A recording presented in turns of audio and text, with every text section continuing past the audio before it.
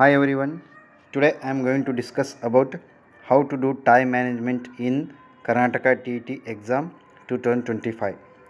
Before that, those who are watching my videos first time, do subscribe and like the videos and do share the videos with your friends.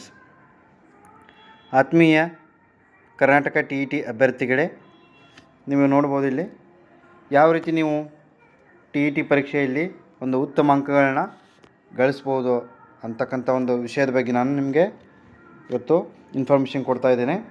ಏನಪ್ಪ ಅಂದರೆ how to do time management for KAR-TET exam. So ಯಾವ ರೀತಿ ನೀವು ಸಮಯದ ಒಂದು ಸದುಪಯೋಗವನ್ನು ಮಾಡ್ಕೋಬೇಕು ಅಂತ ನಿಮಗೆ ಹೇಳ್ತಾ ಇದ್ದೀನಿ. ಸೊ ನೀವು ಪೇಪರ್ 1 ತೊಗೋಬೋದು ಅಥವಾ ಪೇಪರ್ 2 ಅಂತ ತೊಗೋಬೋದು. ಪೇಪರ್ 1 ಅಂದರೆ 1 to 5th ಇರ್ತದೆ, ಪೇಪರ್ 2 ಅಂದರೆ 6 to 8th ಇರ್ತದೆ. ಓಕೆ, ಎರಡೂ ಪೇಪರ್ನಲ್ಲಿ ಕೂಡ ಟೈಮ್ ಸೇಮ್ ಇರ್ತದೆ, 3 hours ಇರ್ತದೆ. ಸೊ ಇನ್ನು ನೋಡ್ಬೋದು ಇಲ್ಲಿ ಟೋಟಲ್ ನಿಮಗೆ ಪೇಪರ್ 1 ಇರ್ಬೋದು, ಪೇಪರ್ 2 ಇರ್ಬೋದು, 150 ಕ್ವಶನ್ಸ್ ಇರ್ತದೆ. ಅದೇ ರೀತಿಯಾಗಿ ಪ್ರತಿ ಒಂದು ಸೆಷನ್ಗೆ ಮಾರ್ನಿಂಗ್ ಸೆಷನ್, ಆಫ್ಟರ್ನೂನ್ ಸೆಷನ್ ಅಂತ ಕರಿತೀವಿ. ಮಾರ್ನಿಂಗ್ ಸೆಷನ್ ಅಂದರೆ paper 1 time duration, afternoon session ಅಂದರೆ ಏನು ಪೇಪರ್ 2ದು ಟೈಮಿಂಗ್ ಇರ್ತದೆ. ಸೊ ಎರಡೂ ಪೇಪರಿಗೂ 150 ಕ್ವಶನ್ಸ್ ಇರ್ತದೆ. ಅದೇ ರೀತಿಯಾಗಿ 3 ಗಂಟೆ ಅವಕಾಶ ಇರ್ತದೆ. 1 ಗಂಟೆಗೆ 60 ನಿಮಿಷ ಅಂದರೆ 3 ಗಂಟೆಗೆ 180 ಮಿನಿಟ್ ಆಗ್ತದೆ. ಓಕೆ, 60 into 3 180 ಮಿನಿಟ್ ಆಗ್ತದೆ.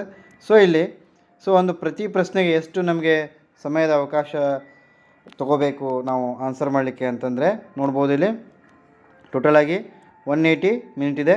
ಸೊ ಅದನ್ನು ನಾವು ಟೋಟಲಾಗಿ 150 ಪ್ರಶ್ನೆಗಳಿದ್ದಾವೆ. ಸೊ ಹಾಗಾಗಿ 180/150 ಮಾಡಿದಾಗ ನಮಗೆ ಬರ್ತಕ್ಕಂಥ ಉತ್ತರ ಎಷ್ಟಂದರೆ 1.20 ಅಂತ ಇದೆ. ಸೊ ಅಂದರೆ ನೀವು ಪ್ರತಿ ಪ್ರಶ್ನೆಗೆ ಒಂದು ಸಮಯವನ್ನು ಎಷ್ಟು ಕೊಡಬೇಕಂದ್ರೆ 1.20 ಅಂದರೆ 1 ನಿಮಿಷ 20 ಸೆಕೆಂಡ್ಗಳ ಒಂದು ಸಮಯವನ್ನು ಕೊಡಬೇಕಾಗ್ತದೆ.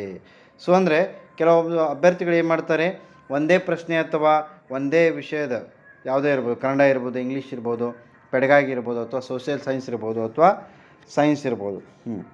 ಸೊ ಒಂದೇ ವಿಷಯದಲ್ಲಿ ಭಾಳಷ್ಟು ಸಮಯವನ್ನು ಅವರು ಅಪ್ಲೈ ಮಾಡ್ತಾರೆ. ಸೊ ಅವಾಗೇನಾಗ್ತದೆ, ಇನ್ನುಳಿದ ಒಂದು ವಿಷಯದ ಪ್ರಶ್ನೆಗಳಿಗೆ ಉತ್ತರವನ್ನು ಮಾಡಲು ಸಮಯದ ಅಭಾವ ಆಗ್ತದೆ. ಸೊ ಅದನ್ನು ನೀವು ಹೋಗಲಾಡಿಸಲು ಏನು ಮಾಡಬೇಕಾಗ್ತದೆ ಅಂದರೆ ಪ್ರತಿ ಪ್ರಶ್ನೆಗೆ ಒಂದು ನಿಗದಿತ ಸಮಯವನ್ನು ಇಟ್ಕೋಬೇಕಾಗ್ತದೆ. ಸೊ ಅದೇನಪ್ಪ ಅಂದರೆ 1 ನಿಮಿಷ 20 ಸೆಕೆಂಡ್ಗಳು ಅಂತ ಇದೆ. ಸೊ ಈ ರೀತಿ ನೀವು ಸಮಯದ ಉಪಯೋಗ ಮಾಡಿಕೊಂಡಲ್ಲಿ ನಿಮಗೆ ಉತ್ತಮ ಅಂಕಗಳ ಪಡೆಯುವಲ್ಲಿ ಯಶಸ್ಸು ಆಗ್ತದೆ ಅಂತ ಹೇಳಲಿಕ್ಕೆ ಇಚ್ಛೆ ಪಡ್ತೀನಿ. So thank you.